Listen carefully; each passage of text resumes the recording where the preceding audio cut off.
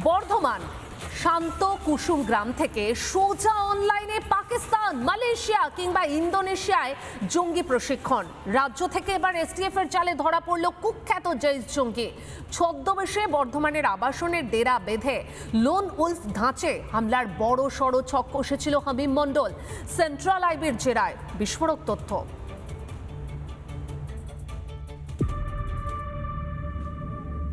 পৈতৃক বাড়ি পূর্ব বর্ধমানের মন্তেশ্বর কুসুম গ্রামে। বাবা মনিরুদ্দিন মণ্ডল পেশায় পোশাক ব্যবসায়ী। বাবার সেই ব্যবসা দেখাশোনার নাম করে চলত যাবতীয় ষড়যন্ত্র। কিছুদিন হাওড়ার পিলখানায় বাড়ি ভাড়া নিয়ে গা ঢাকা দিয়েছিল জঙ্গি হামিম মণ্ডল। এরপর ভোটের ফল ঘোষণার পর থেকেই বর্ধমানের আবাসনে ঘাঁটি গাড়ে পাক ঘনিষ্ঠ রক্তবীজ।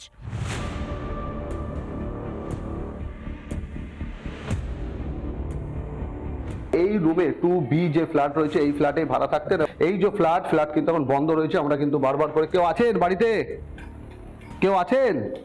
ধৃত জঙ্গির কাছ থেকে উদ্ধার 6টি মোবাইল।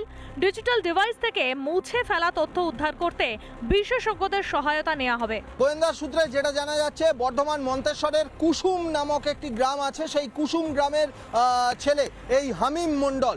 বর্ধমানের একটি আইসিএসই বোর্ডের যে স্কুল আছে সেই স্কুল থেকেই তার পড়াশোনা। লিঙ্কম্যান হিসেবে কাজ করত জঙ্গি হামিম মণ্ডল। সোশ্যাল মিডিয়ায় প্রথম পরিচয় কাশ্মীরের হ্যান্ডেলার জাহিদের সঙ্গে। এরপর পাকিস্তানের জৈশ ই মোহাম্মদ থেকে শুরু করে সজ্জাদ ভাট্টি গোষ্ঠীর একাধিক জঙ্গি সংগঠনের সঙ্গে যুক্ত হয় হামিম। নিজের পরিচয় গোপন রাখতে হামিম মণ্ডল কোনো স্থানীয় পরিচয়পত্র বানায়নি বর্ধমানের ঠিকানায়। কিভাবে নিজের পরিচয় গোপন রেখে এই ভয়ঙ্কর নাশকতা বা ষড়যন্ত্র কষে যে তার প্ল্যান করছিল এই হামিম, এবং তার জন্য সে বিভিন্ন জায়গাতে প্রশিক্ষণ নিয়েছিল, তা গোয়েন্দারা যেরকম জানতে পারছে, আইবি যে জানতে পারছিস, তার শুনলে রীতিমতো চমকে যাওয়ার মতো অবস্থা যে কিভাবে কোন স্টাইলে নিজের আত্মপরিচয় গোপন রেখে একদম সরাসরি সরকারের মুখ, প্রশাসনের শীর্ষ স্তরকে টার্গেট করা যায়।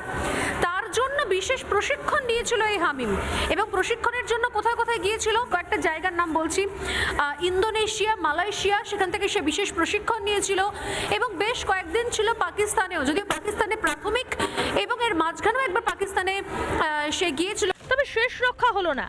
কেন্দ্রীয় গোয়েন্দা সংস্থা ও রাজ্য পুলিশের জালে এখন সে বন্দী। খাগড়াগড় বিস্ফোরণ ঘটাতে গিয়ে সর্বনাশ করেছে, ক্ষতি হয়ে গেছে ভীষণ। আবার একটা লোন উলফ অ্যাটাকের পরিকল্পনা করছিল একটা লোক, সেটা ধরা পড়লো। এখন আর নতুন সরকার তাদের আশ্রয় দেবে না, ভারতীয় জনতা পার্টির সরকার। দেশের খেয়ে, দেশের পড়ে, দেশেরই বুকে বসে দেশ বিরোধী চক্রান্ত। তলে তলে গড়ানো এই চক্রান্তের জল যে কত দূর পৌঁছেছিল তা জানতে মরিয়া তদন্তকারীরা।